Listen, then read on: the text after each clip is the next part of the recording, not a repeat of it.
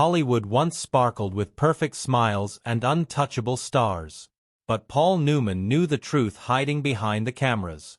He saw mothers who terrorized their own children, megastars who lured underage girls into locked rooms, and on-set giants whose punches left colleagues bleeding on the floor. These weren't roles.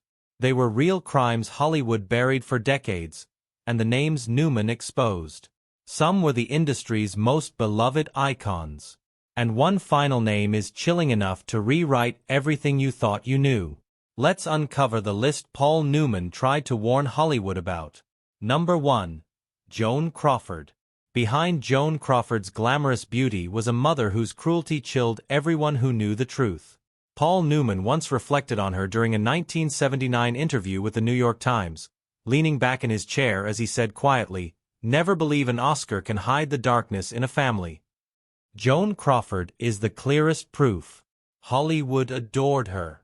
In 1946, she accepted her Oscar for Mildred Pierce in a glowing white gown as the industry celebrated her comeback. But hours later, in her Brentwood mansion, the celebration turned into terror.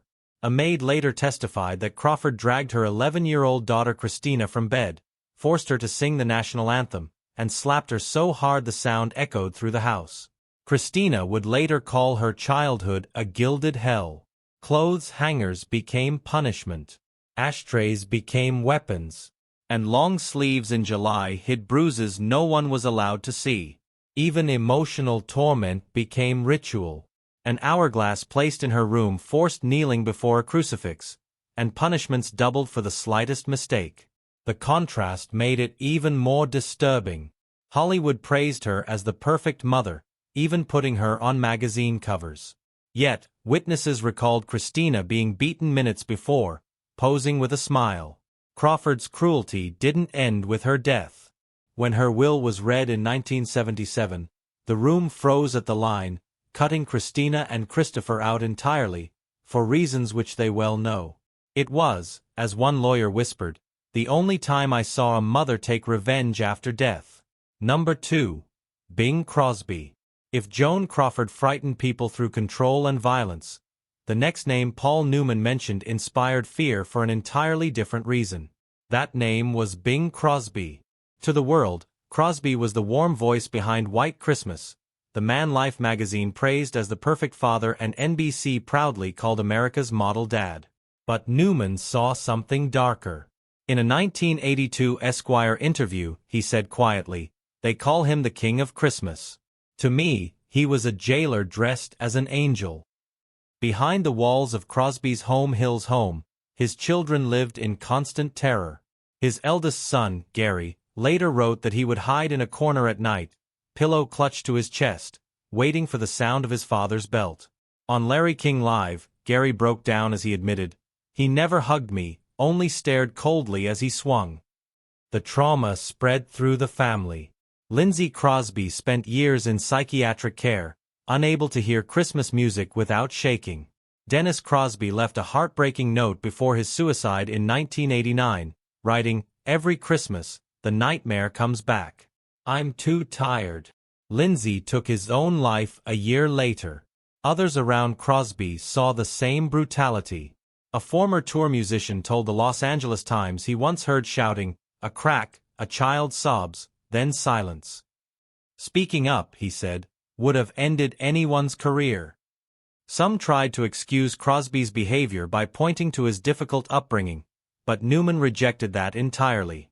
At a 1985 panel, he said, "Don't blame his childhood. He beat his kids because he enjoyed the power." The most disturbing part was the industry's silence. Studios depended on Crosby's wholesome image, and no one dared to ruin the illusion. The truth stayed buried beneath the sound of White Christmas. Number 3. Errol Flynn. In the late 1930s, when The Adventures of Robin Hood premiered, Errol Flynn became an overnight sensation. Audiences adored his mischievous charm, and photoplay crowned him the man every woman longed for and every man wanted to be. But behind the golden image, Hollywood buzzed with rumors, whispers that followed him from Beverly Hills to Sunset Strip. Everything exploded in 1942 when Flynn was charged with assaulting two underage girls. The Los Angeles Examiner plastered the case across its front pages, calling it Robin Hood in the dock. Prosecutors described wild parties in a Hollywood Hills apartment, and a witness later said Flynn walked in like a king, surrounded by faces far too young to understand such luxury. The courthouse overflowed with reporters and fans. Flynn was eventually acquitted, but as he walked out, he lit a cigarette and smirked. The ladies will still love this Robin Hood. Paul Newman later said he had never seen arrogance so naked. Hollywood celebrated the verdict, but insiders knew powerful studios and friendly journalists had helped shield him. The rumors only grew. Reporter Sheila Graham wrote in 1945 that if Flynn's mansion walls could speak, Hollywood would never want to hear the stories. Tales circulated about days-long parties, underage guests, and an environment where no one dared refuse him. One servant even claimed Flynn forced guests to sing on command and blacklisted anyone who resisted. Though unverified, it added to his unsettling reputation. Flynn's death in 1959 only deepened the mystery. At 50, he died in Vancouver. His body so damaged, the coroner said it resembled that of a much older man. The New York Post ran the headline, "Ropping Robin Hood Dead, Leaves Behind a Legacy of Films and Secrets." What unsettled many was how Hollywood chose to remember him. Despite the whispers and shadows, the industry preserved the heroic legend and buried the darkness beneath it. Number 4. Mickey Rooney. Mickey Rooney's name still carried the shine of an American sweetheart, but Elizabeth Taylor remembered something very different. In 1974, during a private conversation, she broke down recalling her early MGM years. Paul Newman later told Vanity Fair that she whispered, "You don't understand. Mickey Rooney frightened me more than anyone." It was then Newman realized Hollywood's beloved boy had a far darker side. During the 1930s and 40s, Rooney was MGM's biggest moneymaker. The Andy Hardy films made him a symbol of innocence, even landing him on the cover of Life as the little star with the biggest smile. But behind the scenes, crew members described explosive outbursts and a temper that could turn violent in seconds. What haunted Elizabeth Taylor most was what happened when she was only 14. After National Velvet made her a sensation, Rooney, nearly 25 and already a top star, began pursuing her. A classmate later said Taylor wore thick sweaters in summer to avoid his stare, once whispering, "I just want to get out of here." Her diaries from that period spoke of sleepless nights and feeling trapped inside MGM's golden cage. Hollywood protected Rooney. Hedda Hopper tried to hint at his behavior once, but MGM forced her to retract within a day. Editors were warned never to publish anything that tainted his image. Taylor carried the trauma through adulthood. Friends said she would fall silent whenever his name was mentioned. Rooney's private life mirrored the chaos. He married 8 times, bullied younger actresses, and burned through fortunes until he ended up nearly penniless. Insiders said he was simply tasting what he once sowed. By the end of his life, he needed legal protection from his own relatives. When Newman was asked about him at a press conference in 1982, he answered quietly, "Hollywood has smiles that hide darkness." Mickey Rooney was the clearest proof. To the public, he was a lovable star. To Elizabeth Taylor and others, he was a shadow they never forgot. Number 5. Bette Davis. Bette Davis was celebrated for her fierce talent and unforgettable presence, but those who worked with her often saw a very different side. All About Eve made her a legend, and critics praised her sharp delivery. But behind the scenes, she gained a reputation that frightened co-stars and crew alike. Her temper was infamous. A Warner Brothers makeup artist remembered moments when she could charm reporters 1 minute, then explode at a supporting actor the next for standing an inch out of place. People froze when she spoke. Some left the set in tears. The tension reached its peak on Whatever Happened to Baby Jane, 1962, where her feud with Joan Crawford turned the production into what Variety called a battlefield. In one scene, Davis shoved Crawford so hard she ended up in the hospital. Asked about it later, Davis simply said, "If she got hurt, that's her problem." Crawford later retaliated by hiding metal weights under her costume, causing Davis to strain her back during a dragging scene. She treated others the same way. On the private lives of Elizabeth and Essex, she slapped Errol Flynn so hard the mark stayed for minutes. Another actor recalled quitting the business after Davis hit him with a script for forgetting a line. Even crew members dreaded hearing her heels in the hallway, a signal to brace for the storm. Paul Newman, who witnessed her publicly humiliating a young actress, later said, "No one denies Betty's talent. But I've never seen a woman spread so much fear on a set." Number 6. Marlene Dietrich. Marlene Dietrich moved through Hollywood like a force of nature, dazzling, hypnotic, and dangerous to anyone who got too close.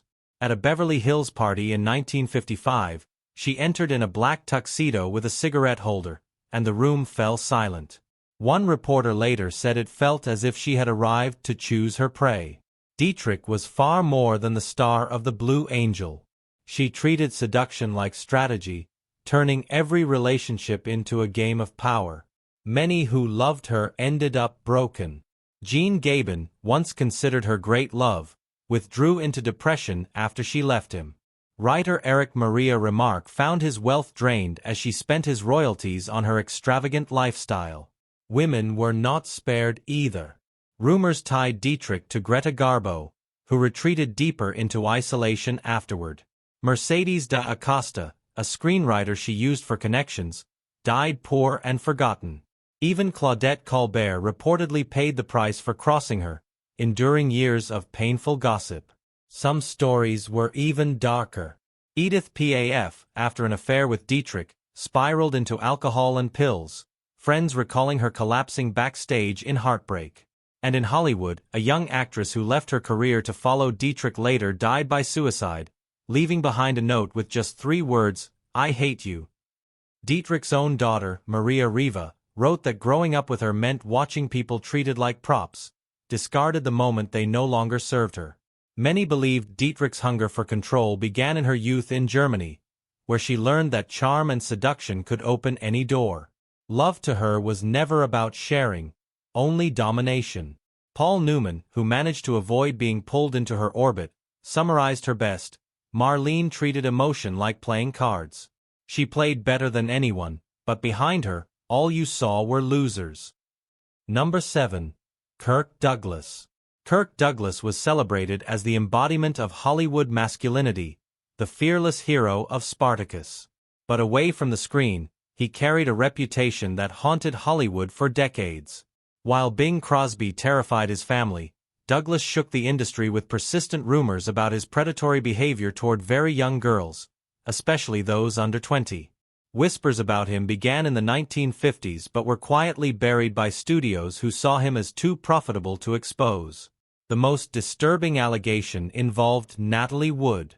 In 1954, at just 15, she was taken by her mother to the Chateau Marmont for what was described as a mentoring meeting with Douglas. According to her sister Lana's memoir, the teenager returned hours later shaken and in tears. In her diary she wrote, "I must stay silent if I want to keep acting, but I feel filthy." Hollywood kept the story hidden for decades, even after Wood's mysterious drowning in 1980. Hints resurfaced but were quickly dismissed. She wasn't the only one. Former studio workers recalled Douglas routinely inviting very young girls into his dressing room and punishing those who refused. Despite the rumors, Douglas continued to be celebrated. He received the Medal of Freedom in 1996 and an honorary Oscar in 2004.